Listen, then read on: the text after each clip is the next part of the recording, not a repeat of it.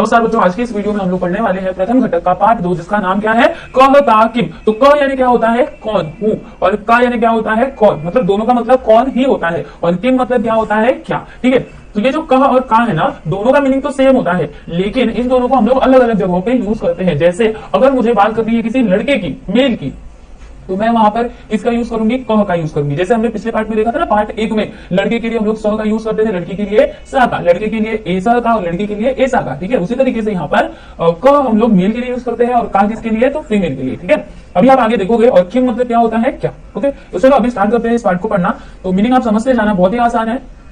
देखिए यहाँ पे हम लोग किसका यूज देखने वाले हैं, एशह और सह का। ठीक है, एशह और सह। एशह यानी क्या होता है बच्चों, पिछले पार्ट में देखा था ना, यह, और सह मतलब क्या होता है, वह। ठीक है, तो यहाँ पे क्या बोला गया है कि एशह असीमः, यानी कि यह कौन है, तो यह असीम है। ठीक है बच्चों, एशह चलती, यानी कि वह क्या कर रहा है, चल रहा है, ही इज वॉकिंग।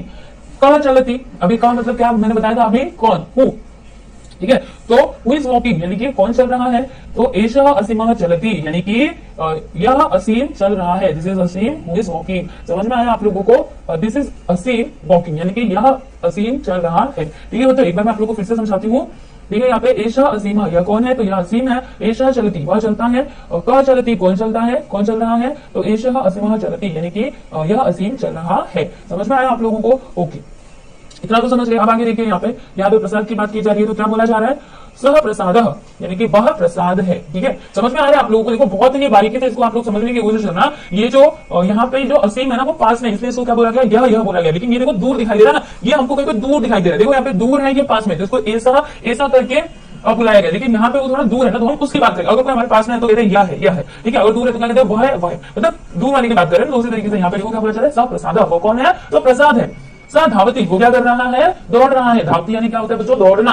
क धावती, कौन दौड़ रहा है, हु इज रनिंग। सह प्रसाद धावती, वह प्रसाद दौड़ रहा है, ही इज प्रसाद वॉकिंग। समझ में आया आप लोगों को। ऐसा और सह कब यूज करना है, समझे। ऐसा यानी जब कोई आपके पास जब कोई आपके पास में, और सह मतलब जब कोई आपसे दूर है और आप उसकी बात करना चाहते हैं, तब आपको सह का उपयोग करना चाहिए। ठीक है, इस तरीके से हम लोग क्या करते हैं ना, जो सेंटेंसेस होते हैं उनको फॉर्म करते हैं। इंग्लिश में तो सेंटेंस फॉर्म करना बहुत ही आसान होता है, हिंदी में भी आसान होता है, लेकिन अगर आपको संस्कृत में सेंटेंसेस बनाते हैं, आप कैसे बनाओगे, तो इस तरीके से बनाओगे। ये सभी जो हमने देखे, ये क्या है, सेंटेंस ही है ना। सह असीमः, ऐसा असीमः, ऐसा चलती, क चलती, ऐसा असीमः चलती, उसके बाद सह प्रसाद, स धावती, क धावती, सह प्रसाद धावती। समझ में आ रहा है आप लोगों को। तो इस तरीके से आप लोग क्या कर सकते हो, संस्कृत में भी सेंटेंसेस बना सकते हो। ठीक है बच्चों, ओके। अब चलिए आगे देखिए, यहाँ पे क्या है, योगेश धावती, योगेश क्या करता है, तो दौड़ रहा है। अर्जुन गच्छति, यानी कि अर्जुन जा रहा है। गच्छति यानी क्या होता है बच्चों, जाना। धावती यानी क्या होता है बच्चों, रनिंग, दौड़ना। ठीक है, मेघा वर्षति, यानी कि जो बादल है वो क्या हो रहे हैं, बरस रहे हैं। वर्षति यानी बरसना। सिंह गर्जति, यानी कि जो सिंह है वो क्या कर रहा है, दहाड़ रहा है, गरज रहा है। समझ में आया आप लोगों को। तो इस तरीके से आप लोग सेंटेंसेस फॉर्म कर सकते हैं।